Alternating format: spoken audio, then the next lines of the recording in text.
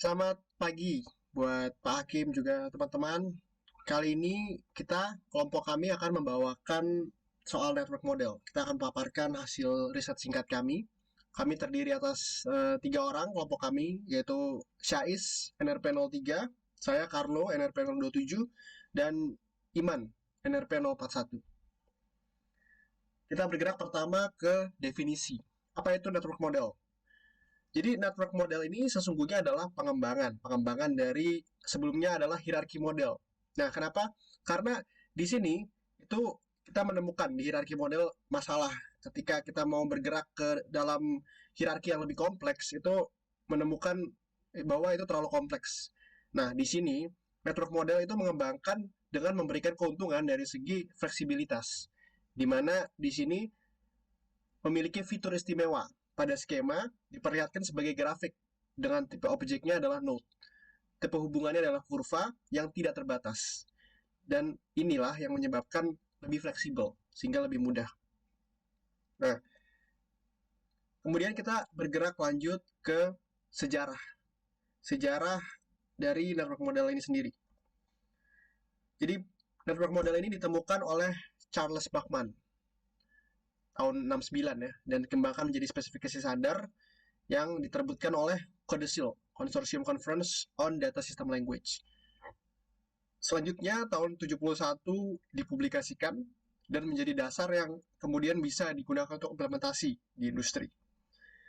Berlanjut tahun 80 berpuncak pada spesifikasi ISO. Dan inilah kemudian menyebabkan ada sedikit pengaruh pada produk. Dan pengaruh ini dikenal dengan istilah diagram Bachman. Sebuah notasi diagram yang mewakili skema database yang diekspresikan menggunakan model jaringan. Nah, dalam diagram Bachman, persegi panjang ini itu mewakili tipe rekaman atau entitas gitu ya. Kemudian panah itu mewakili hubungan dari satu tipe rekaman atau entitas tadi ke yang lainnya.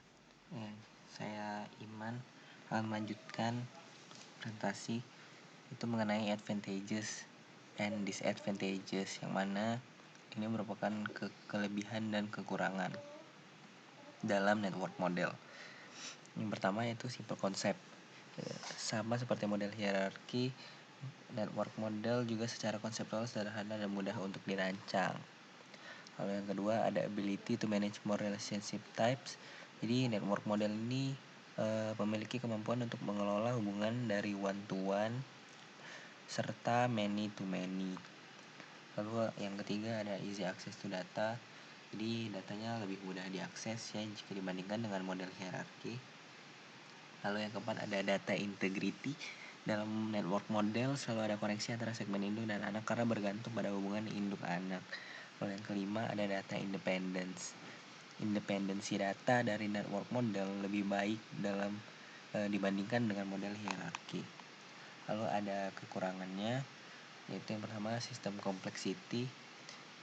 Setiap record itu harus diberi dengan bantuan pointer yang membuat struktur database ini menjadi lebih kompleks.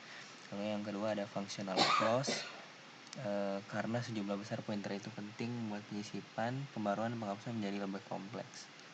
Kalau ada lack of structural independence, yaitu perubahan struktur juga menuntut perubahan dalam aplikasi yang menyebabkan kurangnya independensi struktur. Kalau ada incomplete flexibility, meskipun lebih fleksibel daripada model hierarki, jaringan masih tidak dapat memenuhi semua relasi dan menetapkan pemilik lain. Ya, selanjutnya saya akan menjelaskan tentang cara membuat network model. Yang pertama, ini ada contoh network model, ada gambarnya di sini. Di dalam network model seperti yang sudah dijelaskan, sebuah parent node bisa memiliki child. Nah, child itu juga bisa dimiliki oleh dua parent yang berbeda.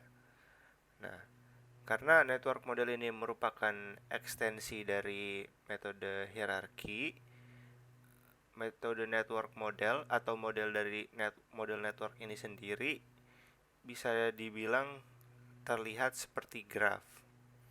Nah, di dalam network model ini juga ada hubungan many to many. Jadi metode network model ini paling sering digunakan sebelum ada relational model. Nah, lalu cara membuatnya itu, pertama kita membuat sebuah node atau record untuk parent ya. Lalu kita membuat sebuah node baru untuk child-nya. Lalu kita membuat hubungan antara node-node tersebut yang direpresentasikan sebagai pointer. Jadi setiap bisa kita bilang entitas ini namanya adalah record, dan setiap hubungan ini kita namakan sebagai pointer. Nah, seperti yang saya katakan tadi, setiap child juga bisa memiliki parent yang lebih dari satu. Nah, setelah kita menentukan hubungan-hubungannya, kita juga dapat menuliskan hubungan-hubungan tersebut sesuai dengan relasi yang kita butuhkan atau sesuai dengan hubungan-hubungan yang kita butuhkan. Oke, selanjutnya saya akan menjelaskan contoh-contoh dari network model, database yang menggunakan network model. Yang pertama ada Integrated Data Store atau IDS. IDS itu adalah sistem database management jaringan yang awalnya itu digunakan di skala industri karena kinerjanya yang relatif tinggi dibanding yang lainnya pada masa itu. Lalu selanjutnya ada IDMS atau Integrated Database Management System, yaitu adalah manajemen basis data dengan model jaringan Codasyl untuk mainframe.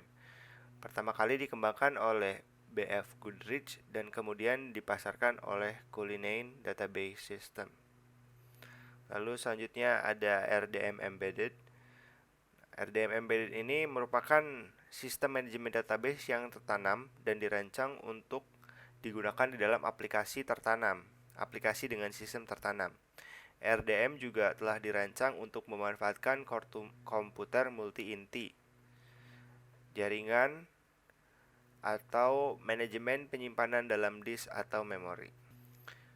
Sekian penjelasan atau presentasi dari kami. Terima kasih atas perhatiannya. Wassalamualaikum warahmatullahi wabarakatuh.